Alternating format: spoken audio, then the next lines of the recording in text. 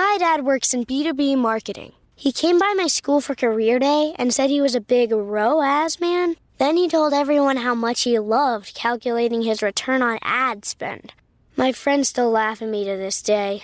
Not everyone gets B2B, but with LinkedIn, you'll be able to reach people who do. Get $100 credit on your next ad campaign. Go to linkedin.com/results to claim your credit. That's linkedin.com/results. Terms and conditions apply. LinkedIn, the place to be, to be. ¿Alguna vez te has parado a preguntarte por qué la gente religiosa de la época odiaba tanto a Jesús? ¿Cómo podía alguien que solo hacía el bien, sanaba a los enfermos, liberaba a los oprimidos y enseñaba acerca del amor de Dios, ser blanco de tanta persecución? ¿Qué fue lo que realmente molestó a los líderes religiosos? La respuesta puede ser muy diferente a la que imaginas. Y quédate hasta el final, porque la revelación final cambiará completamente tu perspectiva sobre este tema. Desde el comienzo de su ministerio, Jesús atrajo multitudes. La gente venía de todas partes para escucharlo, para sanar, para encontrar esperanza. Pero al mismo tiempo, los principales líderes religiosos de la época comenzaron a verlo como una amenaza. ¿Pero por qué? ¿Era simplemente un predicador carismático? ¿O había algo mucho más profundo que les molestaba? Para entenderlo mejor, es necesario retroceder en el tiempo y analizar el contexto de la época. Los líderes religiosos de Israel, fariseos, saduceos y escribas, ocupaban una posición prestigiosa en la sociedad judía. Eran vistos como autoridades espirituales, aquellos que interpretaban la ley de Moisés y guiaban al pueblo en los caminos de Dios. Pero a medida que pasaron los siglos, muchos de estos líderes se desviaron del propósito original de la ley y comenzaron a utilizar la religión como un instrumento de poder. Ahora imaginemos la llegada de Jesús. No solo enseñaba con autoridad, sino que también cuestionaba abiertamente el sistema religioso de la época. Denunció la hipocresía de los fariseos, desafió las tradiciones humanas que habían sido colocadas por encima de la palabra de Dios y reveló una relación con Dios que no dependía de rituales externos, sino de un corazón transformado. Esto afectó directamente a la estructura de poder religioso. Uno de los primeros enfrentamientos importantes entre Jesús y los fariseos ocurrió cuando sanó a un hombre en sábado. Según su tradición, cualquier tipo de trabajo estaba prohibido en ese día. Pero Jesús, mostrando que la misericordia de Dios estaba por encima de las reglas humanas, sanó a aquel hombre. Esto provocó un alboroto entre los fariseos, quienes comenzaron a conspirar contra él. Vea lo que dice el Evangelio de Marcos, capítulo 3, versículo 6. Y salidos los fariseos, enseguida entraron en consejo con los herodianos contra él para destruirle. Comprenda que la oposición contra Jesús no era solo una cuestión teológica. Era algo mucho más profundo, una lucha por el control, por la influencia. Jesús era peligroso para ellos porque ofrecía a la gente algo que los líderes religiosos no podían, una relación directa con Dios sin necesidad de intermediarios corruptos. Además, Jesús expuso la hipocresía de los fariseos de una manera que nadie más tuvo el coraje de hacerlo. En Mateo capítulo 23 encontramos uno de los discursos más duros que Jesús pronunció contra los religiosos de la época. Los llama hipócritas, guías ciegos, sepulcros blanqueados, bellos por fuera, pero llenos de muerte por dentro. Y aquí hay un punto muy importante. Jesús no los criticó porque seguían la ley de Moisés, sino porque creaban reglas extra, cargas pesadas que ni siquiera ellos mismos podían llevar. Otro factor que generó odio contra Jesús fue el impacto de sus milagros. Cada milagro que realizaba era una prueba de que Dios estaba con él. Y esto incomodaba a los líderes religiosos. ¿Cómo podrían negar las señales que estaban sucediendo ante los ojos de todos? Así que en lugar de aceptar la verdad, comenzaron a decir que Jesús realizaba milagros por el poder de Satanás. Mateo capítulo 12 versículo 24 dice: Pero cuando los fariseos lo oyeron, dijeron: Solo por Beelzebú, príncipe de los demonios, expulsa a los demonios. Ahora piénselo.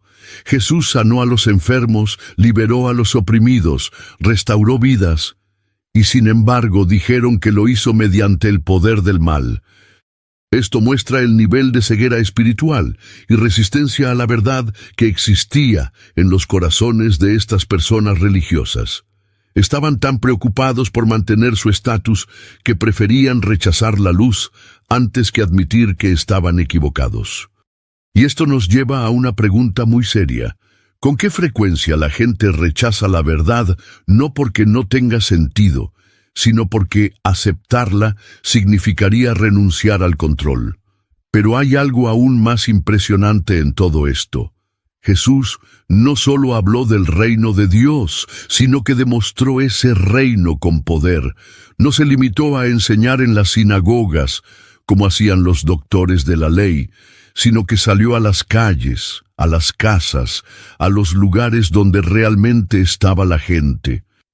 Comió con los pecadores, tocó a los leprosos, acogió a los despreciados por la sociedad.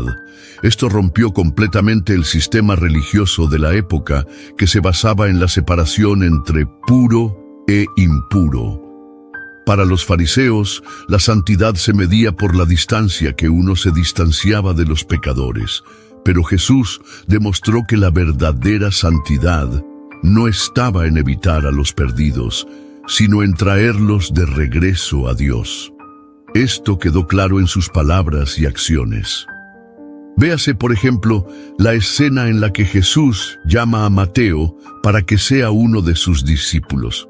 Mateo era recaudador de impuestos, una profesión odiada por los judíos, pues era vista como un símbolo de traición al pueblo, ya que los recaudadores de impuestos trabajaban para el Imperio Romano. Pero Jesús mira a Mateo y le dice: «Sígueme». Y Mateo no solo lo sigue, sino que celebra un gran banquete en su casa, invitando a otros publicanos y pecadores a estar con Jesús.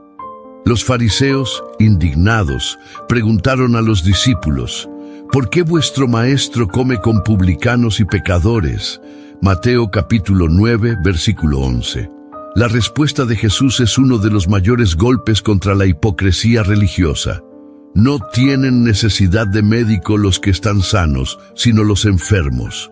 Pero id y aprended lo que significa: misericordia quiero y no sacrificio, porque no he venido a llamar a justos, sino a pecadores, al arrepentimiento. Mateo capítulo 9, versículos 12 y 13. Esta frase fue como una espada que cortó la falsa justicia de los fariseos. Se enorgullecían de sus sacrificios y rituales, pero no tenían piedad. Estaban más preocupados por su apariencia religiosa que por los corazones de la gente. Otro episodio emblemático ocurre cuando una mujer sorprendida en adulterio es llevada ante Jesús. Los fariseos la llevan ante él y le preguntan si debe ser apedreada, según la ley de Moisés. Pero Jesús, en lugar de seguirles el juego, simplemente se inclina y comienza a escribir en el suelo, y luego dice: «El que esté libre de pecado, sea el primero en arrojar la piedra contra ella». Juan capítulo 8, versículo 7. Uno a uno, los acusadores se van retirando, al darse cuenta de que también ellos son pecadores. Cuando están solos, Jesús y la mujer, Él no la condena, sino que le da otra oportunidad. «Yo tampoco te condeno. Vete y no peques más». Juan capítulo 8, versículo 11. Observe cómo Jesús no solo enseña acerca del amor y la misericordia de Dios, sino que los manifiesta en la práctica. Él no ignora el pecado, pero tampoco destruye a las personas a causa de él. Él ofrece redención, transformación. Y eso es precisamente lo que los líderes religiosos no pudieron soportar. No podían admitir que un simple carpintero de Nazaret estuviera cambiando la vida de las personas de una manera que ellos, con todo su conocimiento y autoridad, nunca habían sido capaces de hacer.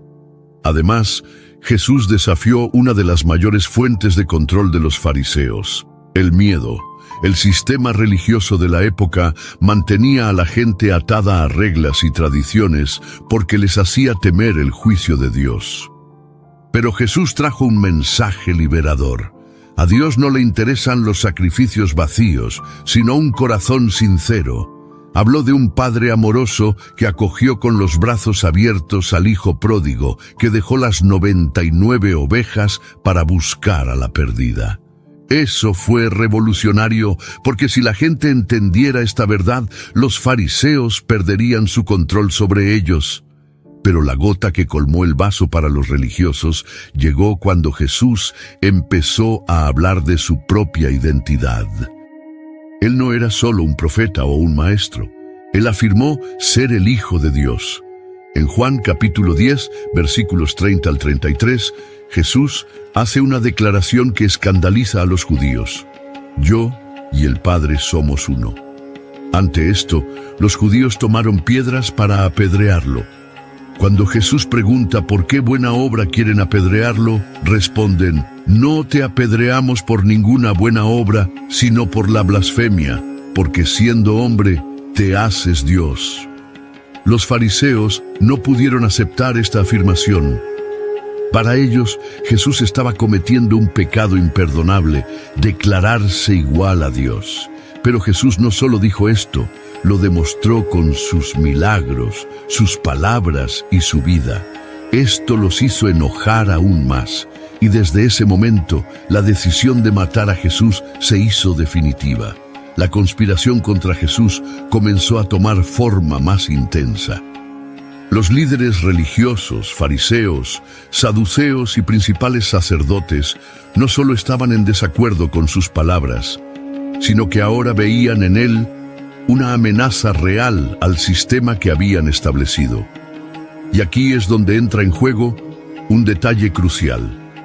Jesús no solo desafió las tradiciones religiosas, sino que también puso en peligro la relación de los líderes judíos con el Imperio Romano. Los romanos permitieron a los judíos tener cierta autonomía religiosa y política, siempre y cuando no hubiera revueltas contra el dominio imperial. El Sanedrín, el consejo de líderes religiosos, tenía poder sobre los asuntos del pueblo judío, pero estaba bajo la vigilancia de Roma. La creciente popularidad de Jesús fue vista como un peligro para esta estabilidad. Atraía multitudes, hablaba de un reino de Dios y era llamado el Mesías. Para los romanos, cualquiera que se presentara como rey podía ser visto como un rebelde, alguien que amenazaba el orden establecido. Los líderes religiosos se dieron cuenta de que si dejaban que Jesús continuara, no solo perderían su influencia sobre el pueblo, sino que también podrían enfrentar represalias por parte de Roma. Y eso es exactamente lo que expresó Caifás, el sumo sacerdote de aquel tiempo, en Juan capítulo 11, versículos 49 y 50. Vosotros no sabéis nada, ni pensáis que nos conviene que un hombre muera por el pueblo, y no que toda la nación perezca. En otras palabras, Caifás estaba diciendo que era mejor matar a Jesús que arriesgarse a que Roma castigara a toda la nación. Usaron la política como excusa para eliminar a Jesús, pero la verdad es que sus corazones estaban llenos de envidia y miedo a perder el poder. Y entonces llegó la traición. Judas Iscariote, uno de los 12 discípulos de Jesús, fue persuadido a traicionar a su maestro. Los líderes religiosos le ofrecieron 30 piezas de plata para que señalara a Jesús en el momento adecuado, y Judas aceptó. La noche en que Jesús fue arrestado, él estaba en el huerto de Getsemaní, orando. Sabía lo que venía, pero no huyó. Se entregó voluntariamente porque era parte del plan de Dios para la redención de la humanidad. Cuando llegaron los soldados, acompañados de Judas, se acercó a Jesús y lo saludó con un beso. Fue la señal acordada para que supieran a quién detener. Y aquí viene un detalle impresionante. Cuando Pedro, uno de los discípulos de Jesús, vio la escena, sacó su espada y le cortó la oreja a Malco, el siervo del sumo sacerdote. Pero Jesús, en un acto de misericordia, curó la oreja del hombre y le dijo a Pedro: «Vuelve tu espada a su vaina. No he de beber la copa que el Padre me ha dado». Juan capítulo 18, versículo 11. Incluso ante la traición y la injusticia, Jesús no resistió. Sabía que su misión era mucho más grande, pero los religiosos no se conformaron con arrestarlo.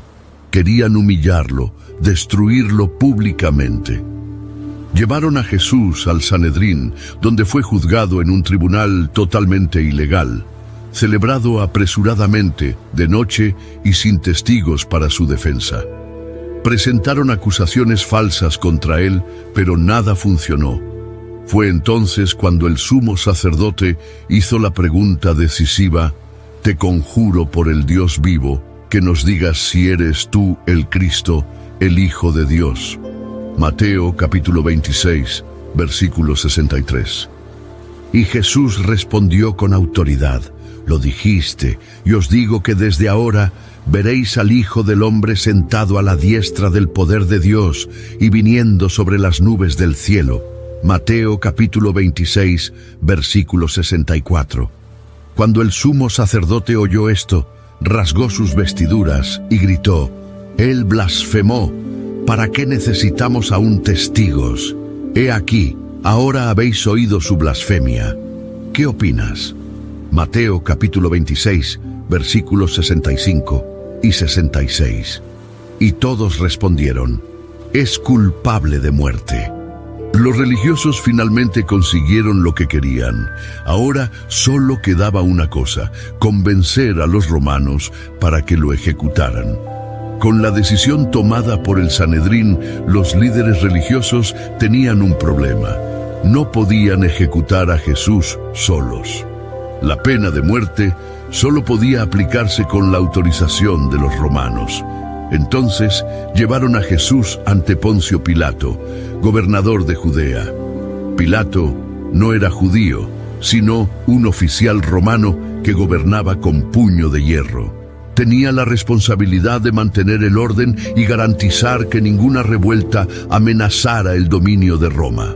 Los líderes religiosos llevaron a Jesús ante Pilato y dijeron que él afirmaba ser un rey. Esta acusación no era solo religiosa, sino política. Si Jesús era visto como un líder que desafiaba el poder de César, entonces Roma podía condenarlo a muerte.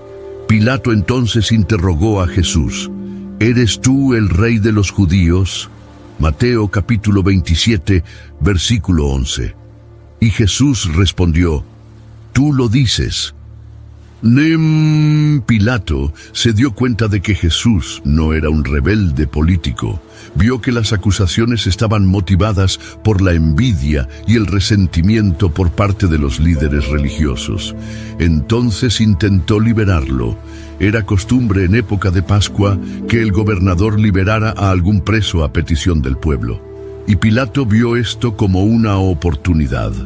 Presentó al pueblo dos opciones. Por un lado, Jesús, el hombre que curaba a los enfermos, predicaba el amor y desafiaba la hipocresía de los religiosos. Por otro lado, Barrabás, un criminal peligroso, involucrado en revueltas y asesinatos. Pilato preguntó: ¿Cuál quieres que te suelte? Mateo capítulo 27, versículo 17. Y para su sorpresa, la multitud, incitada por los sacerdotes, gritó: ¡Suéltanos a Barrabás! Pilato insistió: ¿Qué, pues, haré con Jesús, llamado el Cristo? Y ellos respondieron con furia: ¡Crucifícalo! Pilato todavía intentaba argumentar: ¿Pero qué daño hizo? Pero la respuesta fue aún más intensa: «Crucifícalo». Pilato se lavó las manos delante del pueblo y dijo: «Soy inocente de la sangre de este justo, ya te encargarás de ello». Y la multitud respondió algo aterrador: «Su sangre sea sobre nosotros y sobre nuestros hijos». Y así Jesús fue entregado para ser crucificado. Desde ese momento los soldados romanos tomaron a Jesús y lo azotaron brutalmente. Utilizaron un látigo de cuero con trozos de metal y huesos en el extremo, desgarrando su piel y causándole un dolor indescriptible. Luego le pusieron una corona de espinas en la cabeza, se burlaron de él, le dieron un manto púrpura y le dijeron burlonamente: «Salve, Rey de los judíos». Pero nada de esto fue suficiente para detener a Jesús. Estaba cumpliendo un propósito mucho mayor, y la historia aún no ha terminado. Jesús, herido y ensangrentado, se vio obligado a cargar su propia cruz hasta el monte Gólgota. Cada paso era una prueba de dolor y sufrimiento. Las calles de Jerusalén estaban llenas de espectadores, algunos llorando, otros burlándose. Cuando llegaron al lugar de la ejecución, los soldados lo clavaron en la cruz. Los clavos le perforaron las manos y los pies, perforando la carne y los huesos. Lo levantaron entre dos ladrones y sobre su cabeza colocaron una placa con esta inscripción: «Jesús de Nazaret, el Rey de los Judíos». Los líderes religiosos que habían planeado todo esto estaban allí, riendo y burlándose. «Salvó a otros, pero no puede salvarse a sí mismo. Si eres hijo de Dios, bájale de la cruz». Mateo capítulo 27, versículo 42. Creían que habían ganado, pero lo que no sabían es que estaban presenciando el cumplimiento de la profecía más grande de todas. Pasaron las horas y el cielo se oscureció a mitad del día. Un terror sobrenatural ha caído sobre la tierra. Jesús, con su voz debilitada, gritó: Dios mío, ¿por qué me has abandonado?». Mateo capítulo 27, versículo 46. Fue el momento en que Él tomó sobre sí todo el pecado de la humanidad. El peso de la culpa del mundo estaba sobre Él. Entonces, con sus últimas fuerzas declaró: «Está terminado», y entregó su espíritu. En ese mismo momento ocurrió algo asombroso. El velo del templo que separaba el lugar santísimo se rasgó de arriba abajo. Los sacerdotes, que tanto odiaban a Jesús, vieron con sus propios ojos que algo divino había ocurrido. El acceso directo a Dios estaba ahora abierto para todos. Pero eso no fue todo. La tierra tembló violentamente y las tumbas se abrieron. Muchos santos fallecidos resucitaron y se aparecieron a la gente de la ciudad. Mateo capítulo 27, versículos 51 al 53. Incluso el centurión romano que supervisaba la crucifixión, al presenciar todo esto, exclamó: «Verdaderamente este era Hijo de Dios». Los líderes religiosos habían logrado lo que querían: silenciar a Jesús. O al menos eso era lo que pensaban. Lo que no sabían es que esta historia estaba lejos de terminar, porque 3 días después ocurriría algo que cambiaría todo: la resurrección. Lo que los líderes religiosos realmente temían ha sucedido. La tumba estaba vacía. Jesús venció la muerte. Y hoy, más de 2000 años después, esa verdad sigue resonando. Aquellos que intentaron silenciarlo fueron olvidados por la historia. Pero Jesús, tu nombre es exaltado en todo el mundo. Y ahora os pregunto, si Él fue rechazado por los líderes religiosos pero exaltado por Dios mismo, ¿de qué lado estás tú? Si has visto hasta aquí, escribe en los comentarios: Jesús vive. Y si este mensaje tocó tu corazón, no olvides darle like a este video, suscribirte al canal y activar la campanita para que no te pierdas ninguna revelación poderosa. Que Dios te bendiga.